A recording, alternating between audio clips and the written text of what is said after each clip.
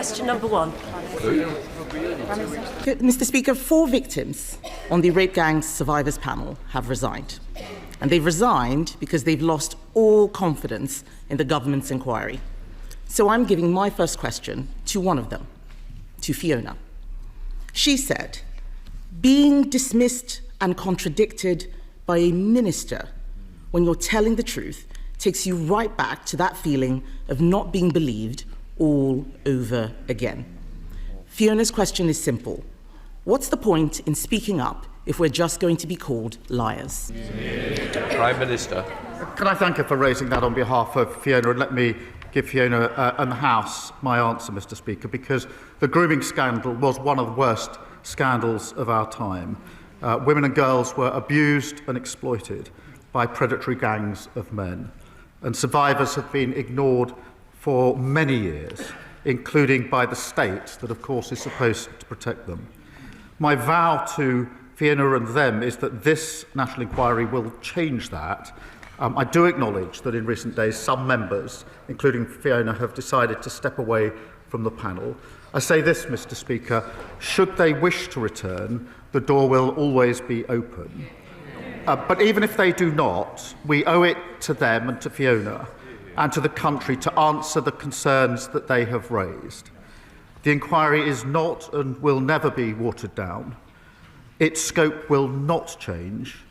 It will examine the ethnicity and religion of the offenders, and we will find the right person to chair the inquiry. Mr. Speaker, I doubt she'll be satisfied with that answer. He says that they could return to the panel if they wish to. Why would they do that? The government has been engaged in a briefing war against survivors. Elizabeth. Oh, really? They say shame. Why don't they listen to what Elizabeth had to say? Why don't they listen to what Elizabeth had to say? Elizabeth, who was abused in Rotherham from the age of 14, had this to say, and I quote, "The government has created a toxic environment for survivors." They were looking for answers from the Prime Minister, and what they've heard is Labour MPs saying shame at their words. What we're trying to do is to get this right and have an inquiry with survivors at the heart. As the Safeguarding Minister told the House yesterday, that's obviously not easy. They've all come with difficult experiences. There are a wide range of views, understandably, and every survivor does bring their own painful experience to this. The survivors met the prospective chairs this week, and we want to have them to have the chance to engage.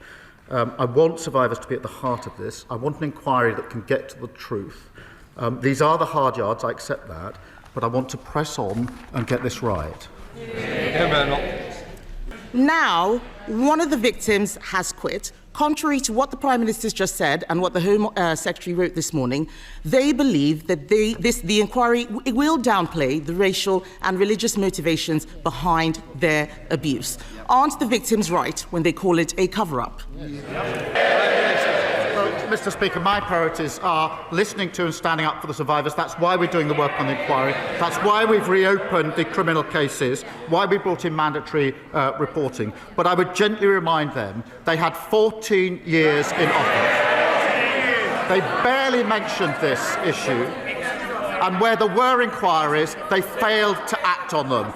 We have done more in the time we've been in office than they did in 14 long years.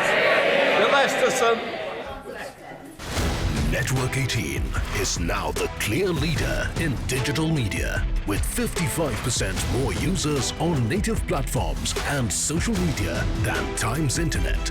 Network 18, the undisputed leader of news networks, way ahead of the times.